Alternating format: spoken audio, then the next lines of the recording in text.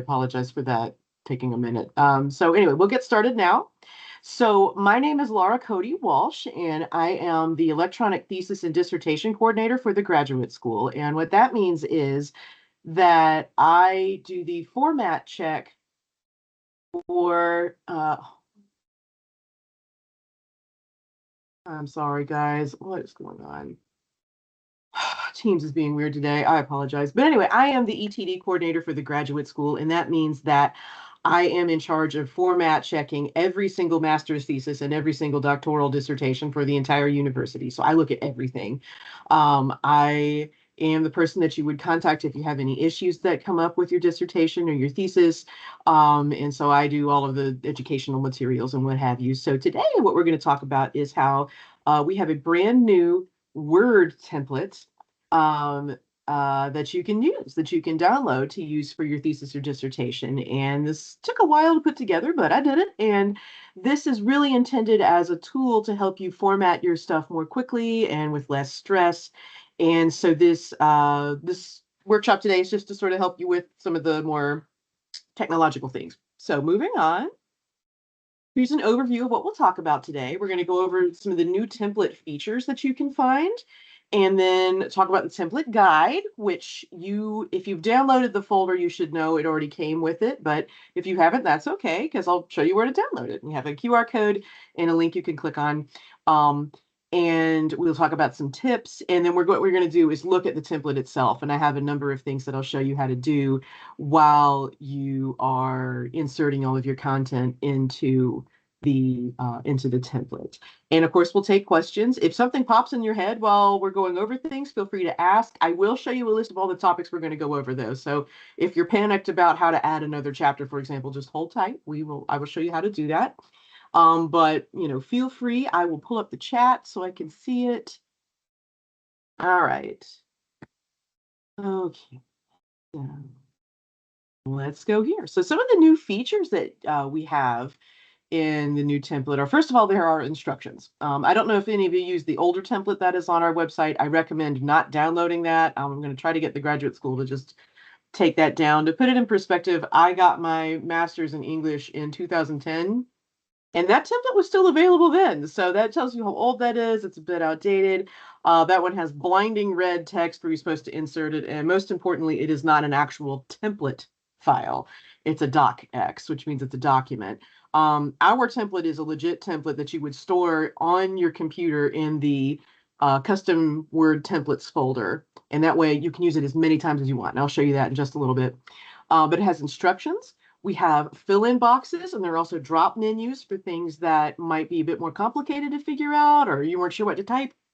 I did that with a number of items that I have seen students frequently get incorrect and have it sent back. So this should cut down on that. So fewer errors when you submit. There's colored text, so it should be blue where you need to insert something or where you can change it, and stuff that doesn't need to be changed is left in black. But what you would do is go in and change the blue font to black, obviously, before you submit it. The biggest change is probably the fact that the table of contents, the list of tables, and the list of figures are all automatic now. And I'll explain what that means in just a minute. But the gist of it is that the list of tables, list of figures, table of contents, you don't go in and type things manually. Instead, you update the headings and then you update the table. You just click Update Table, does it for you. It updates the page numbers, it updates all of the entries, everything. So you do not have to worry about that. So that's kind of a game changer. I'm excited to show y'all that.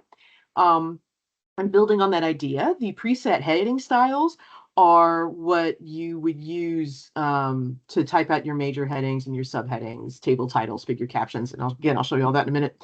It also has automatic top margins. That has been an issue, I know, for a number of students. In that one of the graduate school's formatting requirements is that on the first page of a major section, you have to have a 2-inch top margin, and all the subsequent pages have 1-inch top margins. With the major headings style now that you use, actually, it has the 2-inch top margin built in. So you don't even have to worry about going through and adding an extra 2-inch top margin. It's done. Yeah.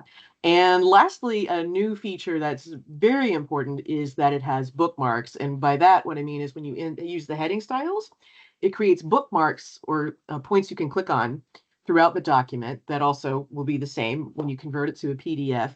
And that ensures digital accessibility. So people with an array of disabilities would still be able to access your dissertation. It would be seen as ADA accessible, and that's a really good thing. I know in 2026, the goal for the university is for us to have all digital content be considered accessible. And so this will help us meet that goal. But more importantly, and I think it's, the significant part is that these features will just, ensure that anybody can use this template. So that's very important to me. So the template guide, when you download the folder from our website, and I'll show you where to go in just a moment. But when you download the template guide, it is pretty short. It's about 11 pages, and that's including the cover page and a table of contents. So not a whole lot of information. So it's not overwhelming. It's just basic tips. And so all of the things that we talk about today are actually in that template guide. And I will be sending y'all a recording of our meeting today. And we have another Word template workshop also later this month. I'm recording both of them, and I will put at least one of them on the Graduate School's website. So you'll be able to access that there as well. So the template guide just basically has tips on how you change your styles, how to prepare your document for submission, all the things we're talking about today. But that is included with the template itself. So here's an overview of the tips we're going to go over in just a moment. We're going to talk about the title page because there are some tips that is important to know when you are navigating that. And sort of looking at the boxes and what they mean. We're going to talk about the color text, how you change it to black. We're going to look at heading styles, go over some tips about that. Table of contents, which again, just erase from your head this idea that you type things in the table of contents. We don't do that anymore. Someone is asking, are we allowed to hire a third party to format our dissertation? Okay, I don't care. The graduate school doesn't have rules about who can help you. That's okay. Yeah, that's totally fine. The only time you would be running into a problem with a third party is if the third party helped you write your dissertation. And we're getting into plagiarism. It's a country, but helping you format, that's fine. Totally fine. So yeah, good question though. But yeah, so we'll be talking about all these things, look at how it's accessible and how to add new chapters. The template currently has 3 preset chapters, but if you need like 5 chapters or 7 chapters, or if you only need 2 chapters, we'll show you how to delete pages and how to add in more stuff. So let's get going. So if you want to, I don't know if y'all can click on that link. I'm going to put it in the chat just in case y'all haven't had a chance to download it yet. If you give me one moment. And again, I apologize for things being so slow today. Just my computer has rebelled against me. It's quite annoying, frankly. But let me go back to Teams here. All right. So the link is there. It's in the chat, but it's also here. And basically, this takes you to the Graduate School's thesis and dissertation website. If you want to take a minute to click on that, that's cool. If not, that's all right. I'm going to kind of keep going just so we can, in the interest of time, because we only have an hour, and I want you to be able to ask questions if anything is troubling or confusing to you. So what I'm going to do now is stop sharing our PowerPoint, and I am going to share. Go to the window. Oh my gosh. Let's go to, well, File Explorer. This might be a little embarrassing. Okay, so you see the titles of all my things here. But if we go to the custom office templates, please ignore all the many ones I did. I played around with this for a long time. It took about a year and a half for me to make this template. Anyway, here we are. So if you see, I've got this little thing that says full template complete. And what you can do when you download this is save it to this folder. Your computer should automatically have one. I have a Windows computer. For those of you who use Macs, just all I ask is that you hang tight. I have gotten permission from our dean to make sort of a Mac version of our template so that it'll work better. I've gotten some complaints, so I'm working on it. I'll be able to start that probably next week. So I don't quite know. I'm not as familiar with Macs. I kind of hate them, honestly. So just putting that out there. I haven't used one in years, but I will be working on that. Okay, so what I want to show you is, see how there's this like teeny weeny little blue line over the little icon there? I point that out because it's a .x file instead of a doc. X. And what that means is it's a template.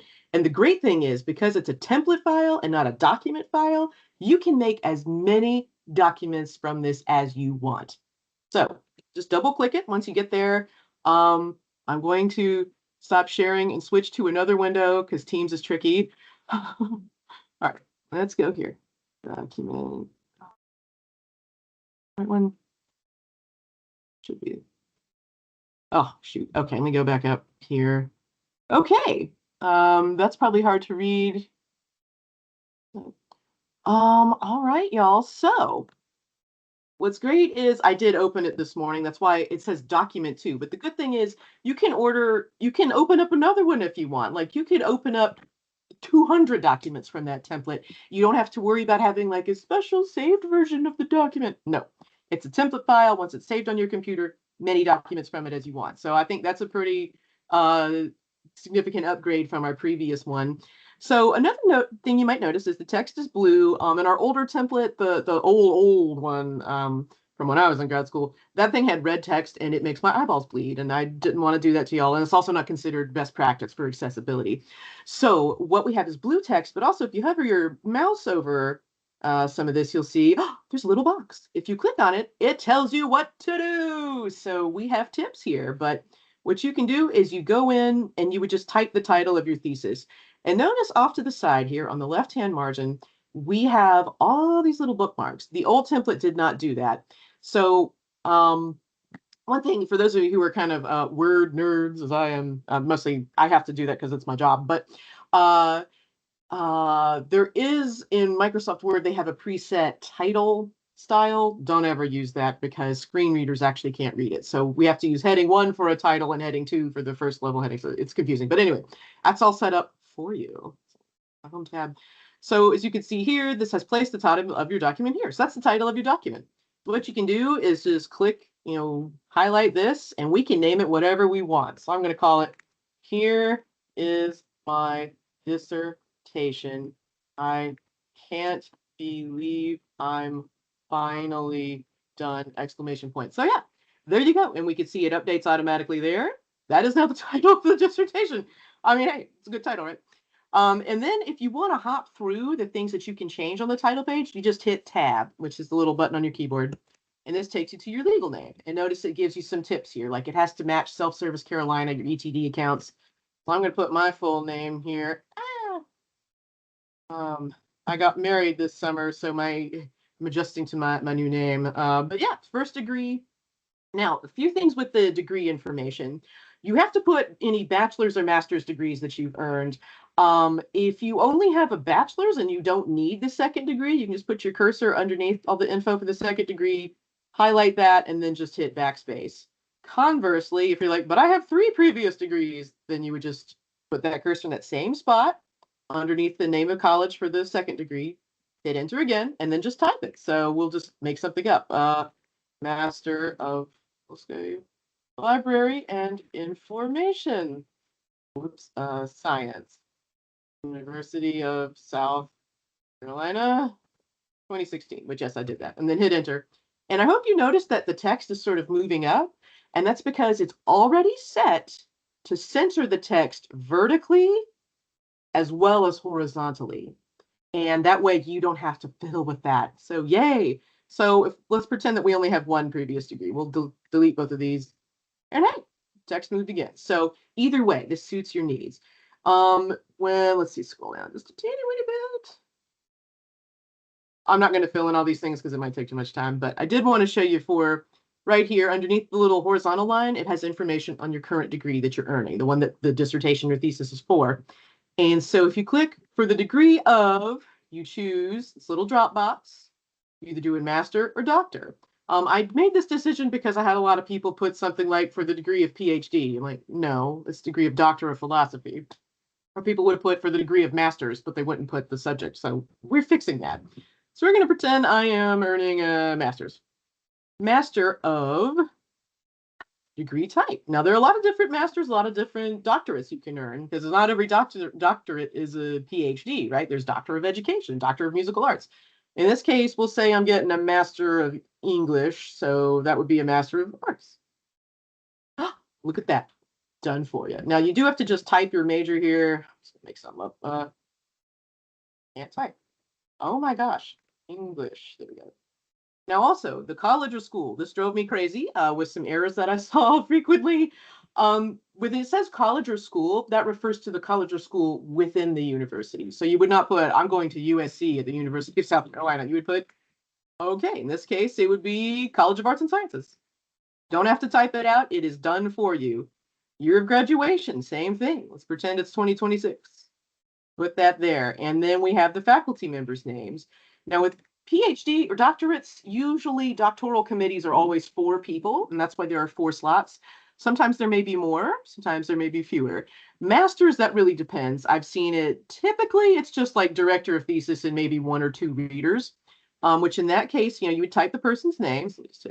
So we're going to make up, how about Serena Williams? She's retired, right? She can help me with my thesis.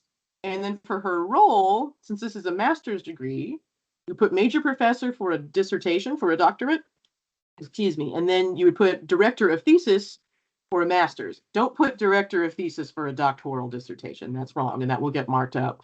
Let's see, who's going to be my reader? Roger Federer. I'm a tennis fan, in case you can't tell. He's retired too, so we'll just say he is the reader. Now, if that's all you have, it kind of like with the previous school, you can just delete this stuff and you're fine. And there you go. I will shrink this so we can see it in its entirety. 1 page, but there you go. And all you'd have to do to change the font, you just highlight it, go to automatic. Boom. And so that is how you would update your title page. So a lot of this information is done for you. You don't have to fiddle with it. You don't have to guess, what am I supposed to type? It tells you. And let's go back here. Okay.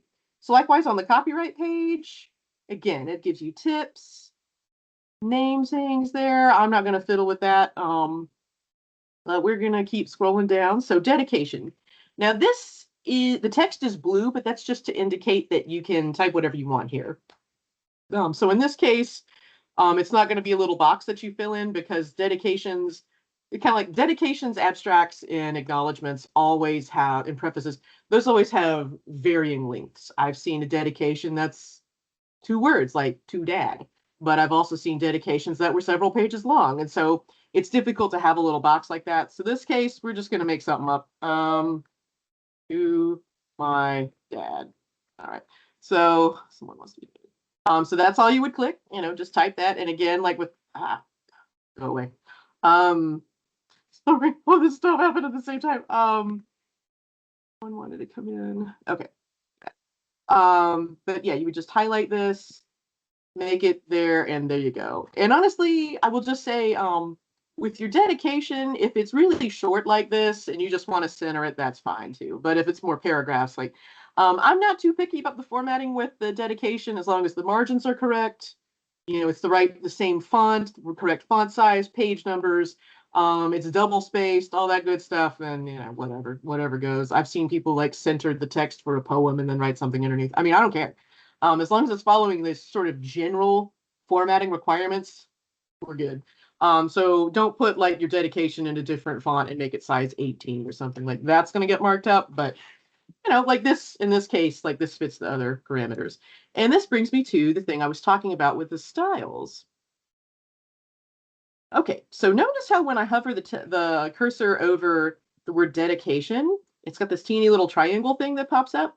That's because it is done in the major heading style. So if we click on this little box up here, it's on the home tab in Word, and it says styles and has this A and a little paintbrush. If we click on that, we'll see this menu pop up. And so we've got all these choices. And so ETD title, that's on the title page. Table titles, that's for the titles of your tables. Table of contents, I'll explain that in a minute. Figure captions, subheading. So they're named exactly what they are. And in this case, major heading is the heading we want. So that is why it does that. And that is what adds the automatic paragraph thing. So I'll show you what I mean. So let me highlight this. Let's say I want to put it just in regular text. So I click normal. So let's say that you had started from scratch. You type this like, oh, I don't know what to do. I want to have that thing. Highlight that text. Go to styles. Click major heading. does it for you. So this is already set up in the template, and more importantly, in the table of contents, that is set to lift everything as entries that is done with this heading style. So again, you don't have to worry about that. And the only way to change all this would be to update things. Now, also, I wanted to call your attention to something else. If you're like, okay, that's cool, but I really hate small caps and I don't like this. I think this is ugly. That's okay. It just needs to fulfill the other requirements like being centered and being size 12 to 14, 2-inch top margin. But if you want to, play with it a little bit, what you can do is you go back to the styles menu, then you hover your mouse over the major headings thing, and you right click it. Then we have this little menu pop up. What you got to click on is modify. And that brings us to this. And so you can play with it a little bit. So if you're like, I want it to look different, down here on the left-hand side, there's a little button that says Format. You can click that, and then, oh, look at all these choices. So we're going to click on Font. So at the moment, it's Times New Roman regular 14 small caps. But if you're like, no, I want it all caps, and I want it bold, then that's okay. And what you do is you click OK. Click OK again. It changed it. And more importantly, let's look at some other things like list of figures. Oh my God, it's changed there. Chapter 1, it's changed there. So if that's what you want to do, if you want to change it up a little bit, that's all you got to do is just modify it. And again, these steps are also in the guide. But what it'll do is it'll go through the document and edit all of those for you. So you don't have to try to make sure you go to every chapter and change the heading. Does it? So yeah, I'm all about being lazy. And I also think that when it comes to formatting your dissertation, I remember how I was when I wrote my thesis, and I was brain dead. I was tired. I lived off of pizza for like 3 weeks because I couldn't cook. I was so exhausted and trying to finish my thesis. And the last thing you want to think about is Microsoft Word. So in this case, if you use the template, that should simplify things a little bit. Okay, so let's look at the table of contents. I am going to skip ahead. Oh, I did want to point out with the abstract, that is required. So you'll notice in these little paragraphs with these front matter sections, it'll tell you if it's required or optional. Like acknowledgements, this is optional. You don't have to do that. Abstract, though, you have to have. Anyway, go into table of contents. So you're like, oh, how do I update this? I'll show you that in a minute. So see how it turns gray when you sort of click in it? Do not type anything. Don't go in and type stuff. No. You update it. So I'll show you what to do. Let's say you want to give chapter 1 a different title. And again, when you hover the mouse here, it tells you that it's got the little blue box pop up. Tells you can change it. Tells you chapter titles. So we're going to call this, I'm going to give it a ridiculous title. Forgive me. To my very long master's thesis. Okay, there you go. So let's say that you want to change that title and you're like, oh, I got to change the table of contents. All you do is we go back to the table of contents and you just right click somewhere. Doesn't matter where. Okay, and then we have this little menu pop up. So there's something that says update field. Just click that.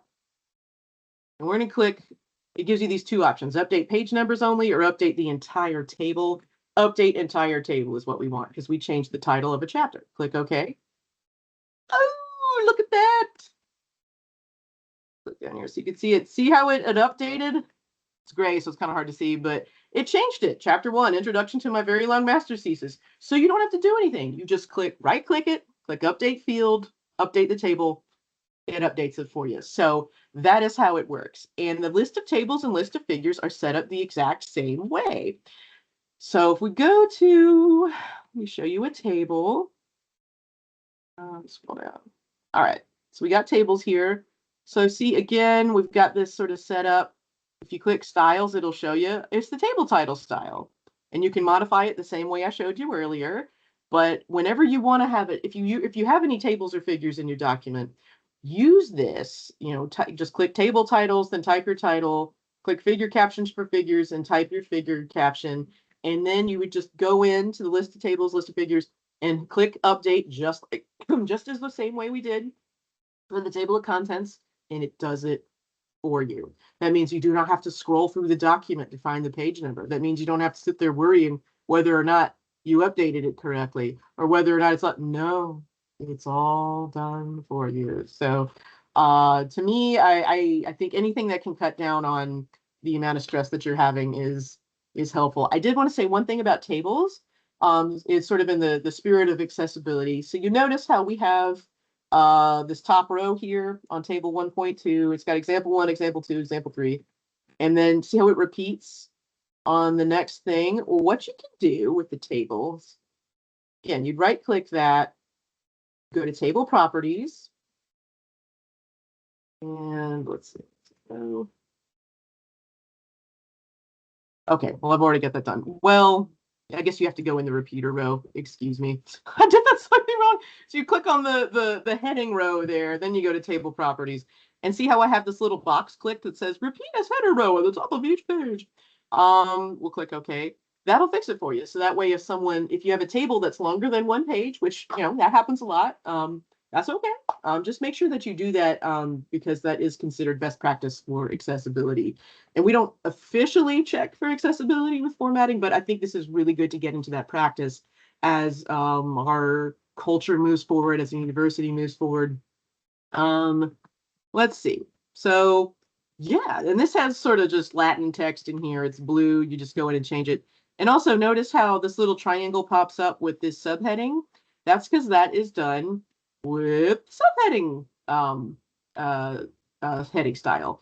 So yeah, what you can do is just the table of contents is also set to lift all of those too. So if you want to have and word to the wise with the table of contents with graduate school formatting, you are only allowed to have up to the first level of subdivision included in the table of contents. You can have a section 1.1.1.1.1.1.1 if you want within the document, but you can't display that. And that's mostly because the table of contents looks kind of squiggly. If you start having these like multiple levels of subdivision, it's like, nah. So you are not required, though, to have any subheadings. If you just want chapter titles, then I'd recommend just going in. You could probably delete that style and then just not worry about it. But yeah. Okay, last thing I'll show you how to a couple more. But you know what? I have thrown a lot of information at all of you. Do y'all have any questions so far or anything you need me to slow down and explain? Okay, I'm looking at the chat. We got a few questions. And again, my boss did tell me once, he's like, Clara, you need to remember not everybody has to use Microsoft Word as much as you do. So it's easy for me to forget that sometimes. So I apologize. Let's see. Where did you find it? I can find the red only. Where do I get the blue? I found it. Okay.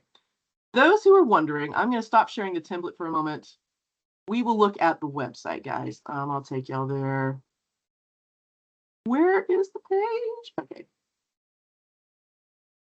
Okay, so y'all should be able to see. I'll take you to the top. We're in the thesis and dissertation webpage for the graduate school. And oh, I hate the names of these little tabs, but there's one that says select a pre-formatted MS Word template. So these little things, don't download that. I really want them to take it away, but whatever. But new as of September 2024, there is a zip folder.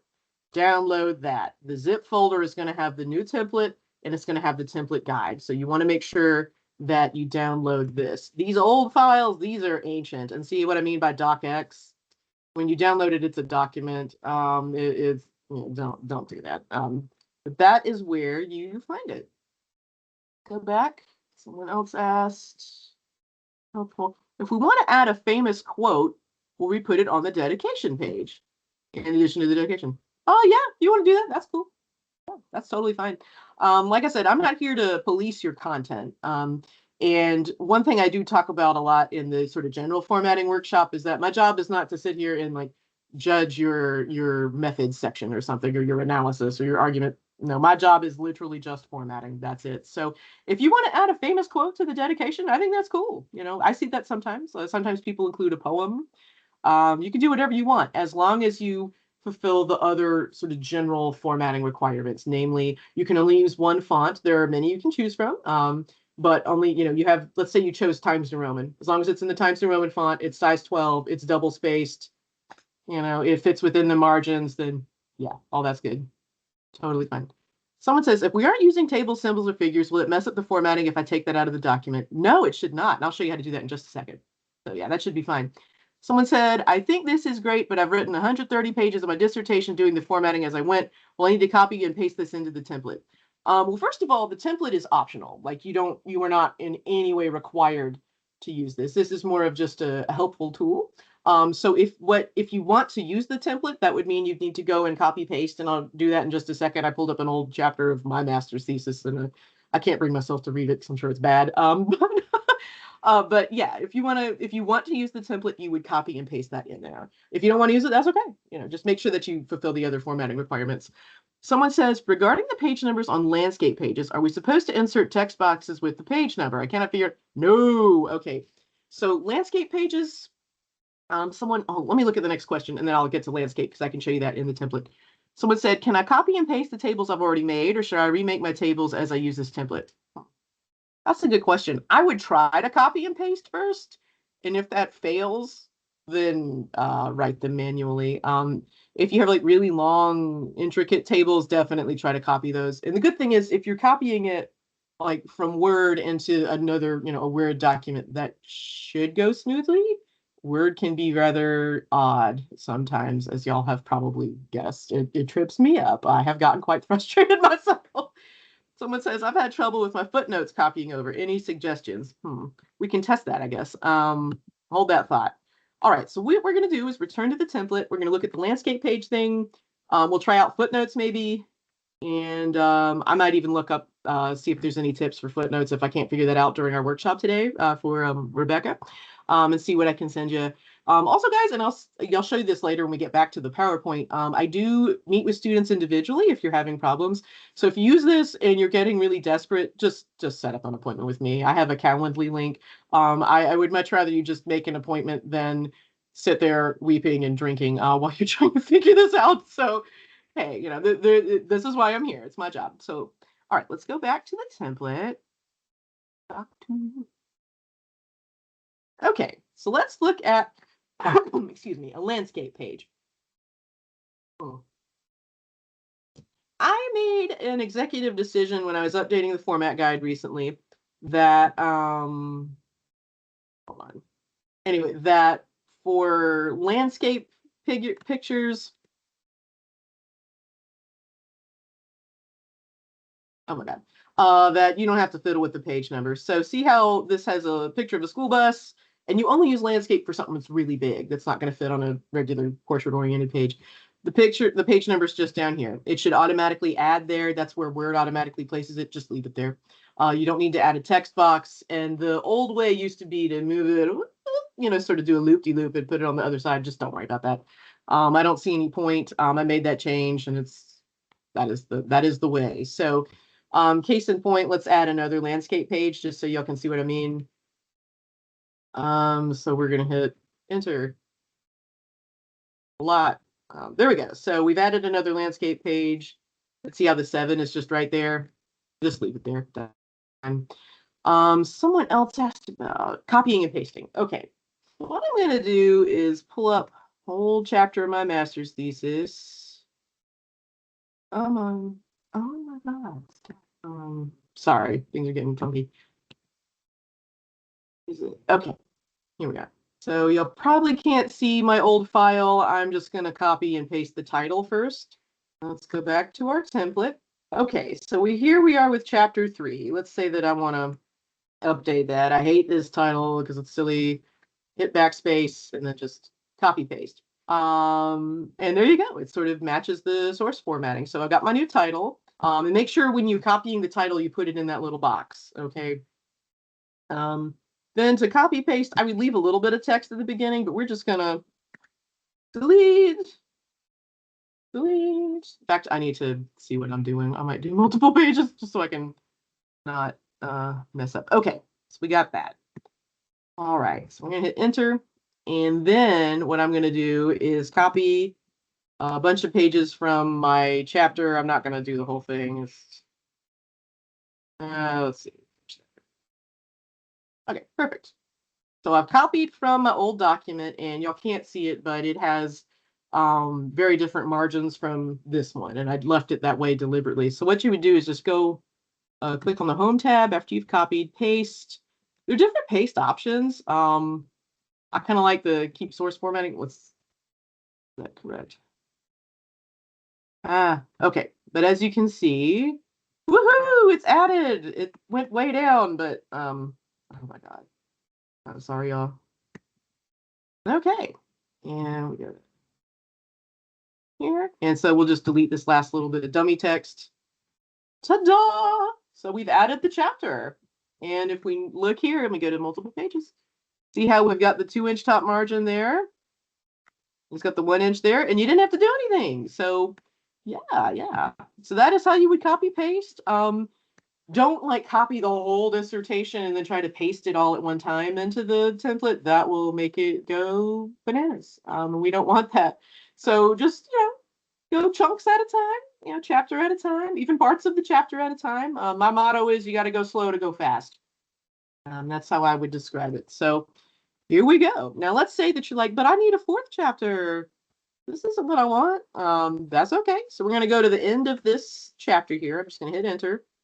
And what we're going to do, this is how you add a new section, is you're going to go to layout, that tab.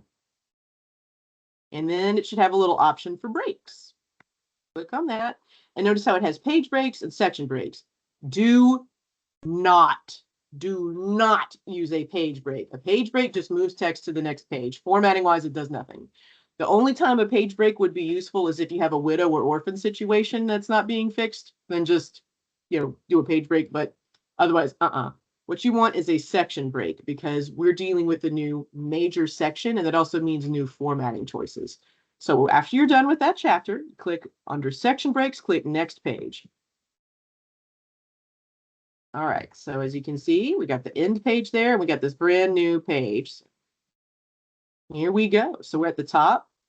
You just click home. You want to add your new chapter. We go to make sure your cursor's at the very top of the page. You go to styles. And underneath styles, there should be the major heading one. You click on that. And then you just type chapter 4, the new chapter in my, hit enter, and then boom, get new text, and you start typing.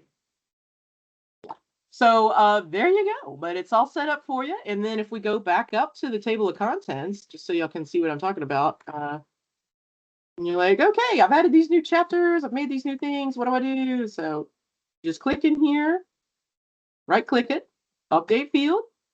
Okay, sometimes it'll automatically update the whole table. It's like it saves the choice you made before. And look, it changed the pages. It's got the new chapters listed there.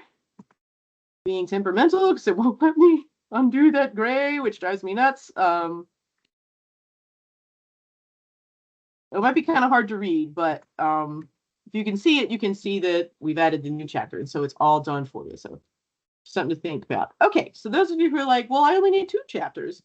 I want to delete some of this stuff, or I'm not writing a preface. I want to get rid of that.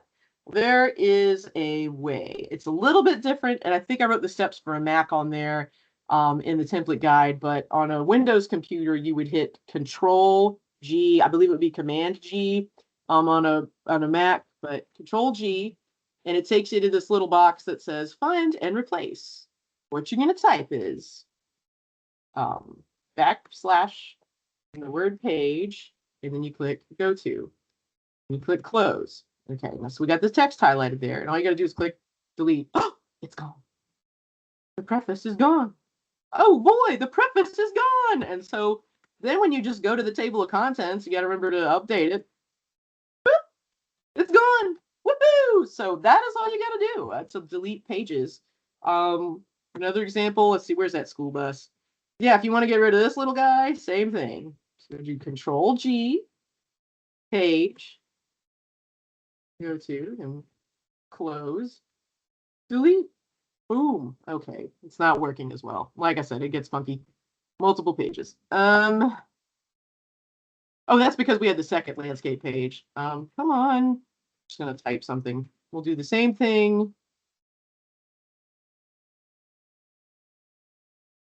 Okay, ta-da! It's gone. So that's what you do to get rid of an unwanted page. And just I recommend periodically updating the table of contents. just to make sure you do it. And before you, convert it to a PDF, just make sure that you did update the table, because that can be kind of bad if you forgot to do that and you made all these changes.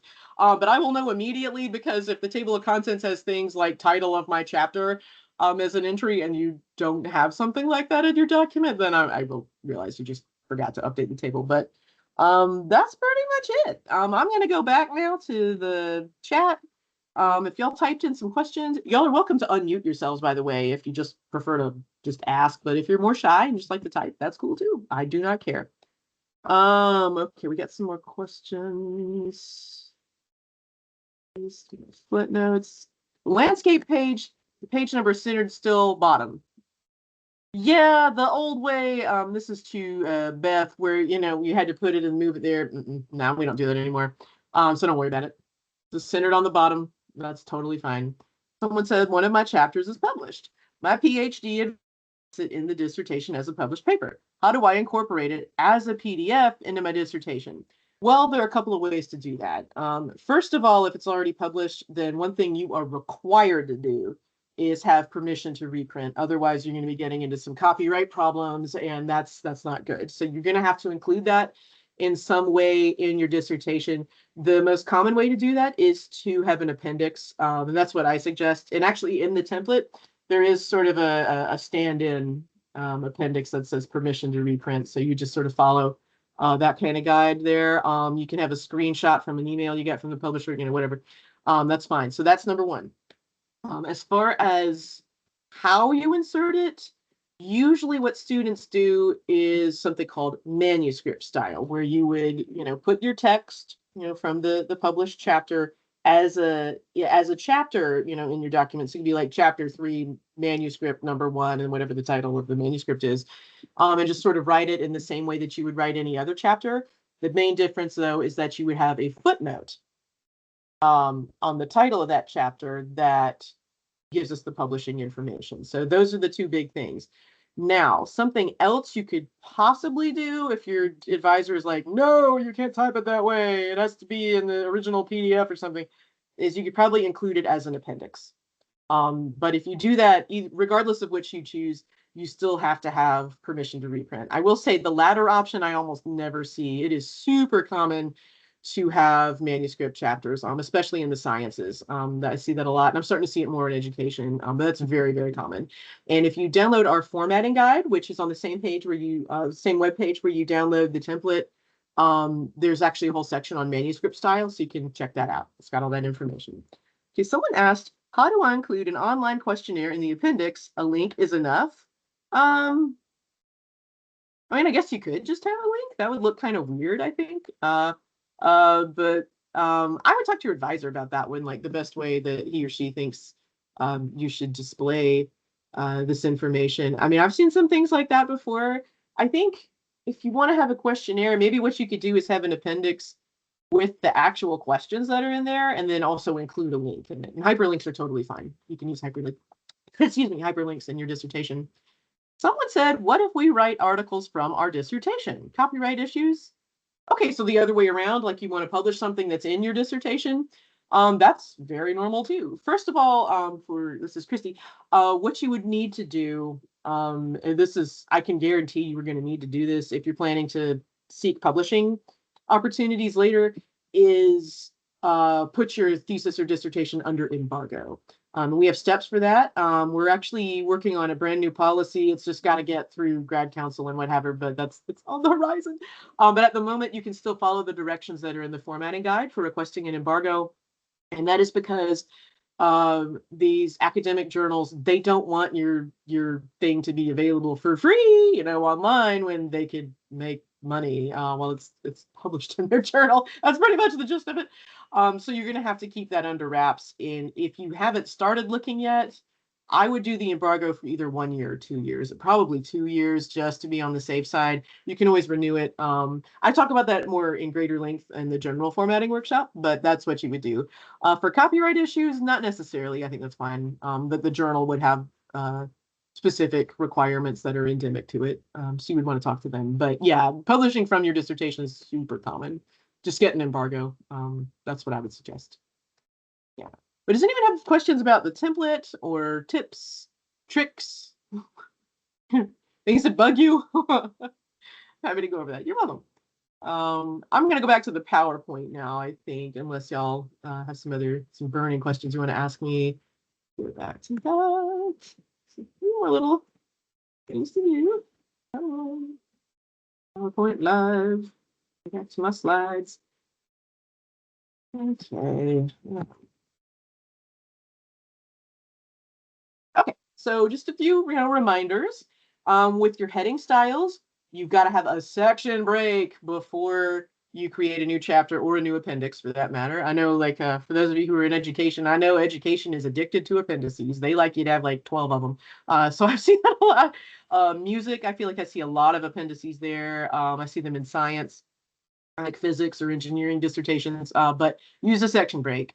Then you use section, heading 2, comma, major headings for your major heading. That's all you got to do, just like I showed you. If you want to have subheadings, just use the heading 3 subheadings for those first level ones. If you don't want to do that, then don't use it. Just make your own style. That's cool. If you want to change a style, remember you just got to modify it. And then there's those little menus on the bottom corner there, and you just, fix whatever you want with the style. For your table of contents, remember that you do not type in the table of contents if you use this template. It is not manual. No. What you would do is just right-click it and update it, and let Word do it for you. Let Word fix it for you. That's all you got to do. Let them do it for you.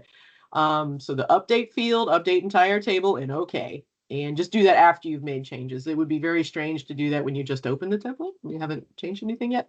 And again, you can wait till the bitter end to update the table of contents, or you can just keep going. I kind of like to, when I'm fiddling with this, I like to update the table of contents periodically. Someone raised his hand. Yeah, you can unmute yourself or type your question, whichever you prefer. I don't care.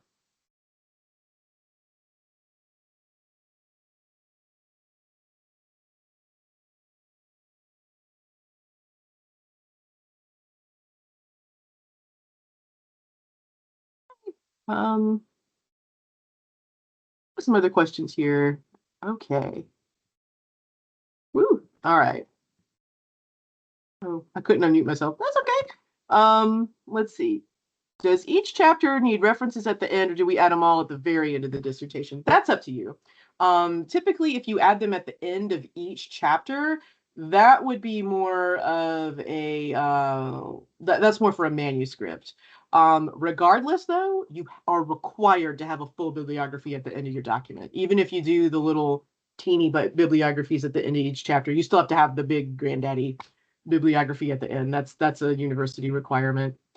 Someone else asked, when is the Mac version coming out? As soon as I can get my hands on a Mac and make it. So I don't know. Give me some time. I will do that as fast as I can, but I will say the spring semester is always rather hairy. So I'm doing that the best I can. At the moment, you can still, use this template that we have. If you run into any issues, though, feel free to set up an appointment with me and I can help you. Someone else asked, when you copy and paste the text, does that mess up the footnotes? I'm not sure.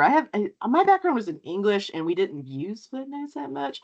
I could play around with that a little bit and I maybe try to answer that question, but at the moment it shouldn't would be my answer. It should be okay. Someone else asked, can we write the dedication section in our native languages in Arabic or German? Absolutely. Absolutely. In fact, I've seen dissertations that were entirely written in Spanish or German. So yeah, dedication, you can do it. And the way I look at it is music is a language. We let you have music in a dissertation. Math is a language. We let you have math. So, language is language. It's okay. As long as it fits the other requirements, I do not care. That's totally fine. And someone asked, oh, something popped up. So you just delete a section if you don't need it. Yes, just delete it, and it shouldn't mess up the formatting. No. Okay, other questions. It won't let me type in the chat. I have a Mac and had no issues downloading the template and using it. Oh, that's awesome. Okay, well, good to know. Had some people who've had just the opposite problem, so I'm just trying to figure that out. Someone said, in the statistical results tables, should the spacing be double like the rest of the report, or can it be smaller? It can be smaller. First of all, you can shrink the font down to size 10. So if you need to make it teenier, so that it'll fit in the margins, that's okay. And it does not have to be double spaced. No, no. As long as it's the same font as the rest of the document, fine. And if you got to make it a little teenier, like it's a size 9, I mean, I don't necessarily recommend that, but because that's really hard to read. But if you got to do what you got to do, that's okay. The most important thing with the tables is that it fits in the margins, that you don't have this big table that's like going off the ends of the page. That's when we have a problem, but yeah, you can make it little. Do figures and tables need to be on their own page? Not necessarily. So I go into this in more depth in the general formatting workshop, because remember, this one's just about the word template. But that's all explained in the formatting guide, and there are examples of where you can place tables and figures. Generally, the gist of it is that you can either embed them in the text, you can put them on a separate page, or you can stick them all at the end of the chapter. And it just depends on what your needs are as a writer. Doesn't matter. Someone said, when is the next workshop? I have to look at my calendar because I can't remember. I'm doing 6 this semester, but we have 2 general workshops next week. One is in person and one is online. So just whatever floats your boat, you're welcome to register for those. And those are different from this one. This one's more specific. It's just about the template. The other one's longer. It's 90 minutes. And I just go into everything, like how you submit it, what your account looks like, what requirements to pay attention to, stuff like that. So yeah, but it's all on the graduate school calendar. Here. All right. Do y'all have other questions? These are good, by the way. Got a few minutes left. Let's see here. The list of tables, list of figures. I did want to say it's exactly the same as a table of contents. In fact, I just made them extra tables of contents. So yeah, just use the table titles style for your table titles and the figure caption one for the figure captions. And then you would update the list of tables, list of figures, just as you would anything else. And if you don't have any tables or figures, you can just delete them from the template and then just delete those 2 pages and it's fine. It shouldn't mess up anything. All right, well, here is my contact information. So like I said, I'm the ETD coordinator at the graduate school. That is my email address. And that's my phone number. I work on a hybrid schedule. So sometimes I'm in the office and sometimes I work from home. But I can do appointments. You can use my Calendly link right there if you're desperate. Now, do keep in mind that those appointments are 30 minutes long at the most, and they are not intended to be a substitute for going to a workshop. So don't think, oh, I'm going to make an appointment with her to learn how to format my dissertation. Like, no, you need to come to a workshop. But the appointments are specifically for like, oh my God, I cannot get this margin to work on this thing. Like, I need help. Like, that's more what those are for. Well, let's see. That's basically it. I mean, are there any other questions y'all have for me or anything else that popped up? Someone said, did you mention you will send us a recording of today's session? Yes, I will. Yes, I will. I'll record this one and we have another, you're welcome. We have another template workshop. It's exactly the same as this one. That's later this month.